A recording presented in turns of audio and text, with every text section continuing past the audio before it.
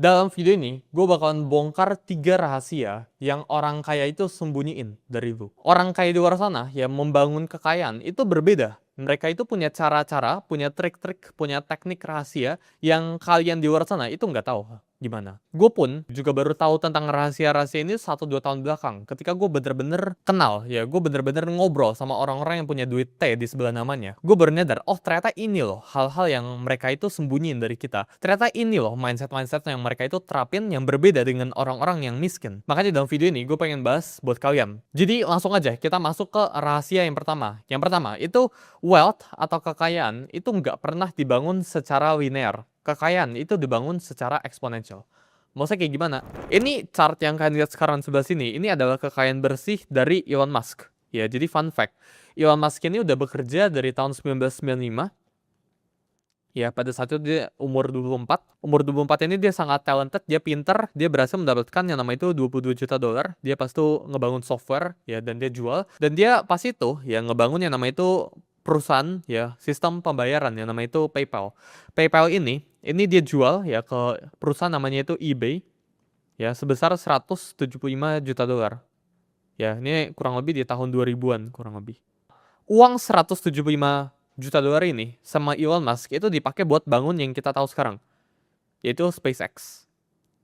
Selama 25 tahun, dari tahun 1995 sampai 2020, ya ini 25 tahun, ya 25 tahun, Elon Musk ini bekerja. Kekayaan Elon Musk ini tanda kutip gue bilang cuma 22 miliar dolar.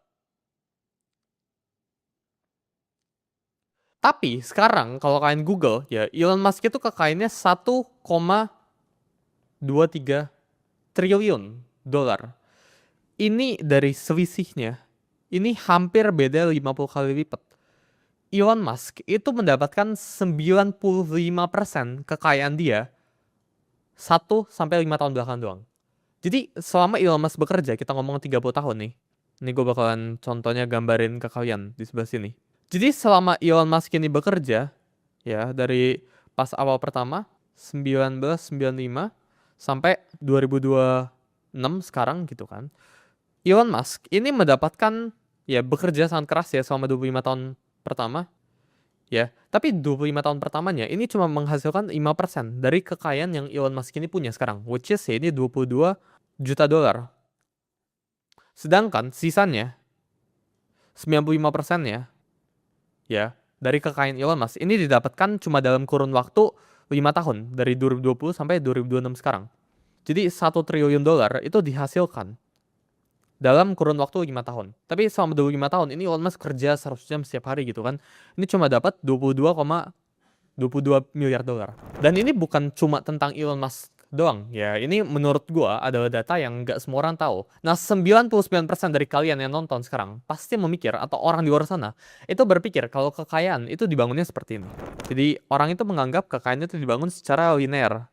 Ya, ini chart yang linear contohnya. Nah, gitu ya. Jadi kalau kita ngomong, misal ya, ini ada orang di sini. Ya, nama dia itu misal Budi. Budi ini bekerja ya di tahun pertama, ya. Dia dapat uang 100 dolar. Di tahun kedua, dia dapat uang 200 dolar. Nah, ini di sini ya, 200 dolar gitu. Di tahun ketiga, Budi ini bekerja, dia dapat 300 dolar. Dan seterusnya di tahun keempat dapat 400. Nah, kebanyakan orang itu berpikir bahwa kekayaan itu dibangunnya kayak gini. Ya, orang kaya ya sekarang itu kenapa bisa kaya? Karena mereka itu bekerja sangat lama. Ya, mereka itu mengumpulkan kekayaannya itu sangat lama. Padahal salah. Gue bisa pastikan semua orang kaya yang kalian tahu, 90% kekayaannya itu dikumpulkan cuma dalam kurun waktu 5-10 tahun belakang. Ya, jadi kalau misal orang itu bekerja 50 tahun, mungkin 90% kekayaannya itu cuma dikumpulin 5 tahun belakang. 45 tahun dia bekerja, itu ngumpulin 10% doang dari kekayaannya. Gue kasih contoh, ya. Ini orang itu berpikir kayak gini. Ya, cari uang itu kayak gini. Ya, mengumpulkan kekayaan sampai uang itu triliunan, itu kayak gini. Tapi faktanya, cara mengumpulkan kekayaan orang-orang yang kayak Elon Musk, ya, kayak orang-orang terkaya di dunia, di video ini gue juga bakalan bongkar, ya, apa aja, ya, data-datanya. Ini kayak gini. Tahun pertama, kalian kerja, lu dapetnya misal 10 dolar. Tahun kedua, bekerja, ya dapatnya 15 dolar. Ya, berbeda jauh dengan ini. Berbeda jauh dengan ini gitu. Tahun ketiga, lu kerja, dapat misal $25. Jadi nggak kelihatan hasilnya dulu dari awal. Tahun keempat lu bekerja dapatnya $40 ya. Tahun kelima lu bekerja, ya ini tahun kelima, tiba-tiba lu langsung dapat $1.000 ya. Jadi cara kekayaan dibangun itu seperti ini. Kalau kita jumlahkan, ya ini 1000 ditambah 40 ditambah 25 ditambah 15 ditambah 10. Selama kita ngomong ya 4 tahun pertama, orang ini nggak menghasilkan apa-apa. Tapi 1 tahun terakhir itu yang membuat perbedaan. Dan ini terjadi di semua orang kaya yang gue ketemu. Dan sayangnya mereka itu nggak mau kasih tahu lu tentang hal ini. Atau bahkan mereka itu nggak nyadar ya kekayaan mereka, 99% kekayaan mereka itu dikumpulkan dalam periode-periode tertentu. Ya bukan dalam waktu mereka itu bekerja keras. Karena wealth is not linear. Wealth is always exponential. Ya, yang namanya itu linear itu cuma gaji karyawan, yaitu cuma something yang naiknya itu fix gitu.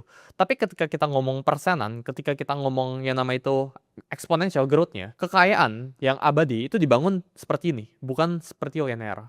Jadi ini ya merupakan kebohongan pertama yang orang-orang kaya nggak pengen lu tahu. Ya orang kaya itu pengen lu mikir kalau kekayaan itu didapat berdasarkan kerja keras selama puluhan tahun. Tapi faktanya, ya, selama lu bisa mendapatkan momentum yang pas, maka lu nggak butuh. Kalau Elon Musk ya bisa tiba-tiba menemukan roket dan sebagainya, dia itu nggak perlu tanda kutip mess around ya trial and error selama 25 tahun. 25 tahun pertama ini sebagai tanda kutip belajar. Dan orang-orang dulu itu belajar itu sangat susah. Karena orang-orang dahulu, di zaman dahulu, ya itu nggak punya akses ke yang namanya itu internet. Jadi mereka itu nggak bisa belajar secepat kita sekarang. Apalagi sekarang kita udah ada teknologi yang namanya itu artificial intelligence. Dimana kita ya itu bisa menyerap informasi. Ya berbeda dengan generasi-generasi kita yang sebelumnya. Ya jadi kita udah nggak perlu ya mess around dan skip. Kita bisa bahkan skip ya 25 tahun ini. Kita bisa langsung skip ke 2020 ini. Ya Sam Altman ya perusahaan dari OpenAI CEO-nya itu ada bilang ya right now generasi kita sekarang Gen Z, Gen Alpha ini merupakan generasi paling hoki, paling beruntung. Karena ini waktunya buat orang itu bisa bikin aplikasi, bisa belajar sesuatu, bisa mendapatkan akses kemanapun lewat hanya internet. HP kita itu bisa kasih kita akses ke informasi apapun yang kita search. Ya Google itu sekarang very technological, very advanced. Jadi itu kebohongan pertama yang orang kaya itu nggak pengen kasih tau ke lu ya, bahwa wealth itu sifatnya itu exponential, bukan linear. Yang kedua, ya dunia itu nggak fair, ya dunia itu nggak rata sifatnya. Dunia itu kapitalis, dunia itu bentuknya itu segitiga, ya dimana yang top 1%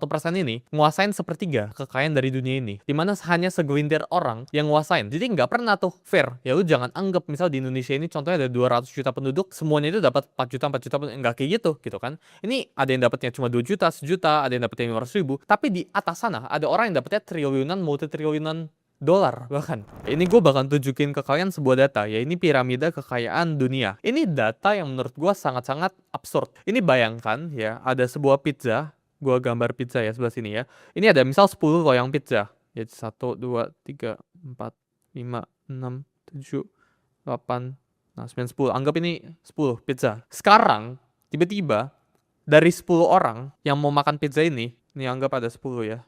Biar kalian bisa langsung ngerti nih. Nah, dari 10 orang ini ya, cuma 2 orangnya ini makan 7 loyang pizzanya. Ini 7 loyang ya. Sisanya 8 orangnya ini berebutan makan 2 pizzanya. Nah ini cara dunia itu bekerja ya. Sistem kapitalis tuh kayak gini cara bekerjanya. Ini ada data yang bisa gue tunjukin ke kalian. Piramida kekayaan dunia ya. Top 1% orang terkaya itu punya kekayaan 37% dari total kekayaan di dunia. 9% berikutnya itu punya 38% kekayaan di dunia. 40% ya alias kelas menengah ini punya 23%. Dan 50% orang paling bawah cuma punya 2%. Jadi apakah dunia ini sifatnya itu fair? Dunia ini sifatnya itu rata? Jawabannya itu enggak. Ya dunia ini enggak rata. Dunia ini memang ada diciptakan ya beberapa orang yang emang jauh lebih kaya dibandingkan dengan orang-orang lainnya. Bahkan ya di tahun 2017 ya ini kalau kalian cek ada datanya. Oxfam ya itu ngeluarin data buat negara kita, negara Indonesia.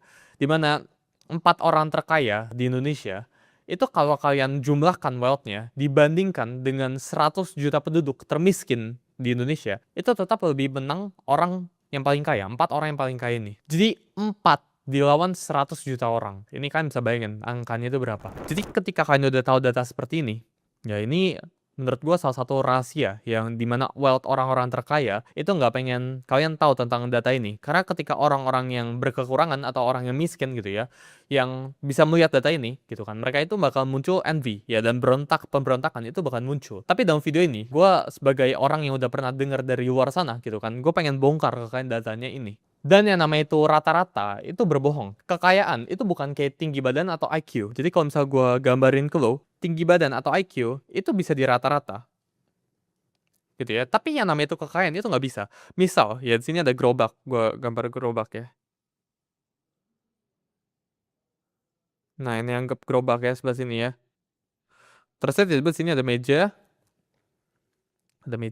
gitu ya. Ini ada 4 orang sebelah sini. Sedang lagi makan di warteg ini gitu. Tiba-tiba datang satu orang, namanya itu Bill Gates ya. 4 orang ini ya, ini punya kekayaan misal ini 10 juta, ini 20 juta, 5 juta, ini 20 juta. Bill Gates ini punya kekayaan triliunan, multi triliun. Nah, kalau kita ambil rata-rata ya, orang kan suka bilang, "Oh, rata-rata orang terkaya." Ya berarti rata-rata orang yang makan di warteg ini sebuah orang yang miliarder gitu ya.